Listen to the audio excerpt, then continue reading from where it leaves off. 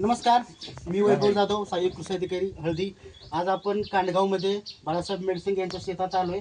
या ठिकाणी आपण श्री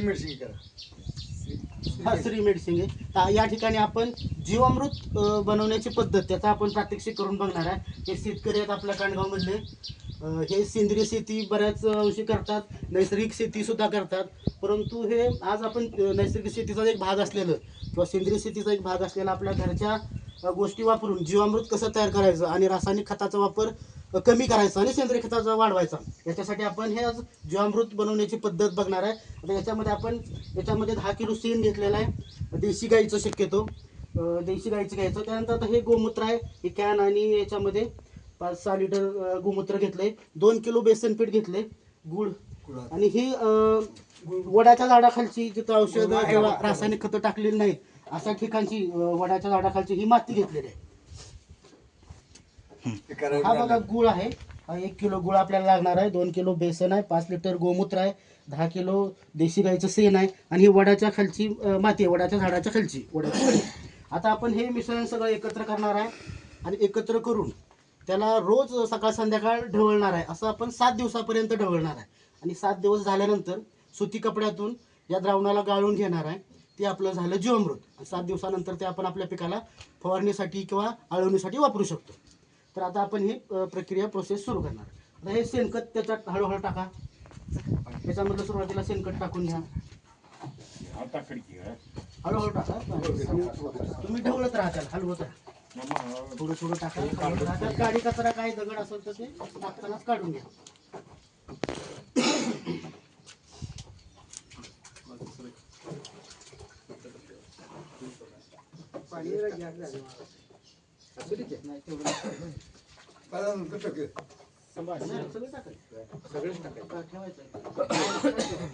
जरा टॉप करा आणि परत हे करा.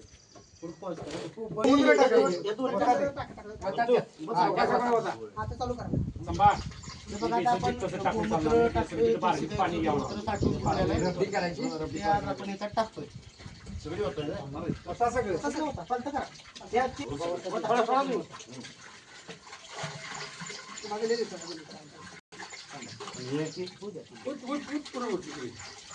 मग आपण बेसन टाकायचं, बेसन मग गुळ आणि बेसन टाकायचं. बरोबर आहे का? ते पाणी चिकळवर आलं बाटलीत करता का?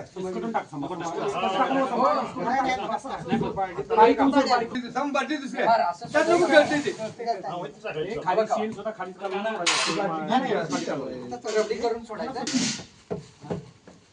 बरोबर नाही, ते गाठी होते, गाठी फोडावं लागते.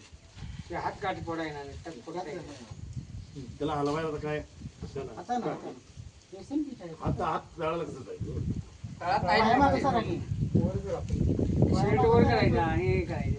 भजी बनवते तसं असा हात घालायचा आणि सोडायला. काय आम्हाला जरा राहिले तर हे कर. साहेब होऊन गेले, कांबळे साहेब होळीवर औषध दिलं त्यांना. कुठे आहे तो पापा ते साहेब?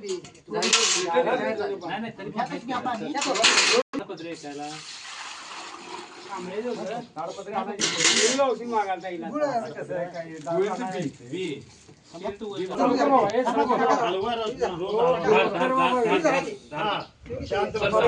आपण गुळ टाकत आहे. 1 किलो सेंद्रिय गुळ, काळा गुळ, त्यात कोणताही रासायनिक घटक नसलेलं हे गुळ आपण पाणी करून त्याच्यामध्ये 1 किलो टाकलेला आहे. मिळून घ्या ते. त्याच्यानंतर आपल्याला हे माती टाकायची, त्यातलं सम करून वडाखालची चांगली रासायनिक घटक नसलेली सर माती, गुलसर माती आहे, ही आपण याच्यात टाकणार. टाका 1 2 वगैरे समा मिक्स टाकतो. जाओ अशी दाखवतो माती.